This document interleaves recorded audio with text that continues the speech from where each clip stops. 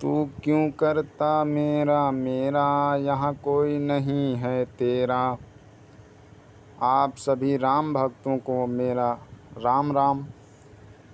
मैं आपको बता दूं, आप लोग परेशान रहते हो। ये मेरा परिवार है, ये मेरा बच्चा है, ये मेरी पत्नी है, ये मेरे रिश्तेदार हैं, ये मेरे फ्रेंड हैं। भैया यहाँ पर कोई किसी का नहीं है। आप कहोगे कि ये तो झूठ बोल रहे हैं, यूं ही भड़का रहे हैं। मैं भड़का नहीं रहा हूँ, किसी को सत्य बता रहा हूँ। अगर आपको ये लग रहा हो कि ये झूठ बोल रहे हैं तो इस कथा को पूरा सुनिएगा। एक समय की बात है, एक साधु जी के चेला थे। वो चेला हमेशा साधु जी की सेवा किया करते थे और साधु जी भी बहुत पहुँचे हुए आदमी थे। धीरे धीरे टाइम बीतता गया। फिर उस चेला की शादी हो गई और वो गुरु जी के पास आना उसने बंद कर दिया। तो गुरु जी ने पूछा, जब वो आना बंद कर दिया, 2-4 दिन बीत गया, तो गुरु जी ने उसको बुलवाया और गुरु जी ने उनसे पूछा, क्या बात है, आजकल तुम आ नहीं रहे हो आश्रम पे। उसने कहा गुरु जी से कि गुरु जी मेरी शादी हो गई है और मेरी पत्नी मेरा बहुत ख्याल रखती है, मेरी बहुत ज़्यादा सेवा करती है। मैं खाता हूँ तो वो खाती है, मैं सोता हूँ तो वो सोती है। हमेशा प्राणपति प्राण प्यारे, ये कर दूँ वो कर दूँ, कपड़े धो दूँ, चरण दबा दूँ, हमेशा वो मेरी सेवा में लगी रहती है। गुरु जी ने कहा, अच्छा, बहुत तुम्हें चाहती है। चेले ने कहा, हाँ। गुरु जी ने कहा, आज मैं तुम्हें एक उपाय बताता हूँ, उस उपाय को जाके करके देखना। फिर तुम देखो उसको कि वो तुम्हें कितना चाहती है। चेले ने कहा, ठीक है गुरु जी, बताइए। गुरु जी आश्रम में अपने चेलों को एक योगा सिखाते थे। उसमें मतलब सांस रोकने की विधि बताते थे। उसमें काफ़ी देर तक, आधा आधा घंटे तक सांस रोका जा सकता है।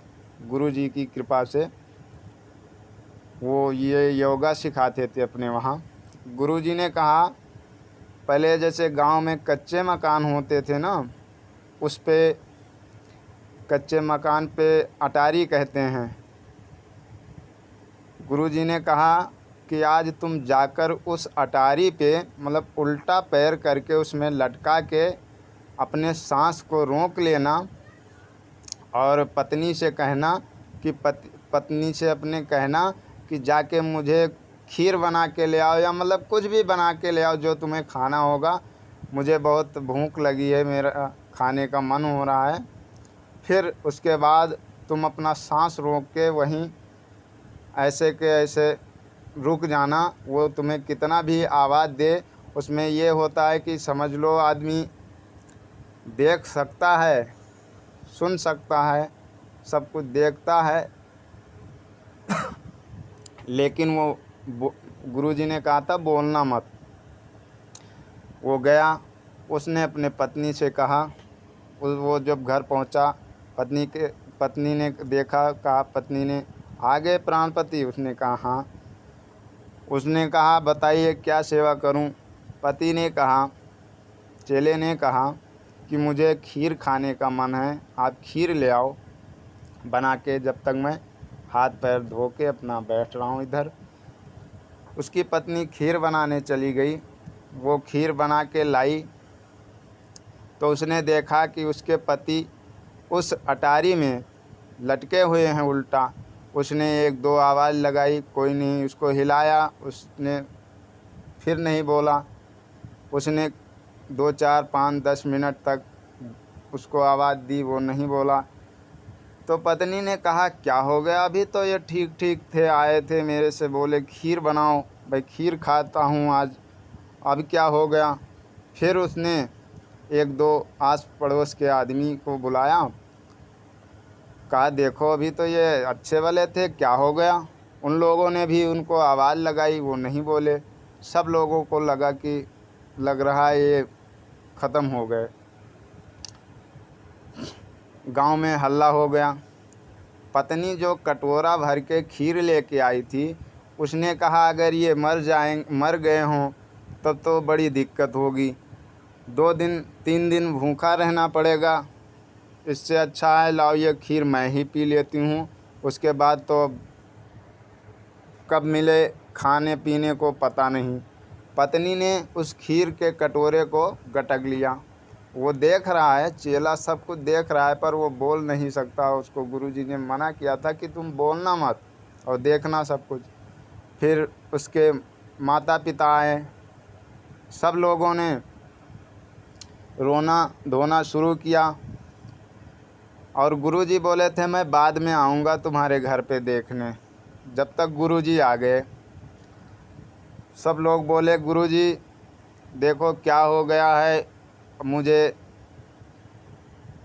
मेरा पति जीवित चाहिए। पत्नी रोने लगी, बहुत विलाप करने लगी। गुरुजी ने कहा देखो ये तो जीवित हो जाएगा, मैं जीवित कर दूंगा, लेकिन गुरुजी ने कहा एक कटोरा दूध लाओ। दूध को झाड़ा, उसमें फूंक लगाया। गुरुजी को तो पता ही था। गुरुजी ने कहा इस दूध को जो पिएगा वो मर जाएगा, अब इसे ज़िंदा अगर करना है या बचाना है तो इस दूध को जो पी लेगा वो मर जाएगा, ये जी जाएगा। तो अब सब लोग संकोच में हो गए कि ये दूध आखिर पिए कौन। किसी ने कहा उसके बाप से, उसने कहा कि ये दूध आप पी लीजिए। तो बाप ने कहा कि अब मैं तो बूढ़ा हो चुका हूँ, मेरी उम्र कितनी रह गई है, बची खुची उम्र जो है वो वैसे भी मैं इधर उधर काट के मर ही जाऊँगा, तो मैं क्या पीऊँ। फिर किसी ने कहा उनके माताजी से कि ये दूध आप पी लीजिए। उनके माताजी ने कहा अब अगर मैं ये दूध पी लूँगी और मर जाऊँगी तो ये हमारे बूढ़े पति का ख्याल कौन रखेगा, इसलिए अब ये दूध मैं कैसे पी सकती हूँ। फिर किसी ने पत्नी से कहा कि ये दूध आप पी लीजिए, आपके पति जीवित हो जाएंगे। तो पत्नी बोली अगर मैं यह दूध पी लेती हूँ तो मैं मर जाऊँगी और पति जीवित होकर भी क्या करेंगे, इसलिए अब यह दूध मैं नहीं पी सकती हूँ। सब लोगों ने कहा गुरुजी ये दूध आप ही पी लीजिए, क्योंकि गुरु मैंने सुना है संत हमेशा दयालु होते हैं, दूसरों का भला चाहते हैं। गुरुजी ने कहा अच्छा ठीक है, ये दूध मैं ही पी लेता हूँ। गुरुजी को तो पता ही था। गुरुजी ने उस दूध को पी लिया और चेला को आवाज़ लगाया। चेला उतर के नीचे आ गया। गुरुजी ने कहा देखा, तुम कहते हो ये मेरे बच्चे हैं, ये मेरी पत्नी, ये मेरे माँ, ये मेरे बाप, ये मेरे रिश्तेदार, कोई किसी का नहीं है। अपने अपने स्वार्थ के लिए हर लोग जीते हैं। अगर ये वीडियो आपको अच्छी लगे तो लाइक करना, सब्सक्राइब करना। आगे मैं आपके लिए दूसरा कथा लेके फिर आऊँगा।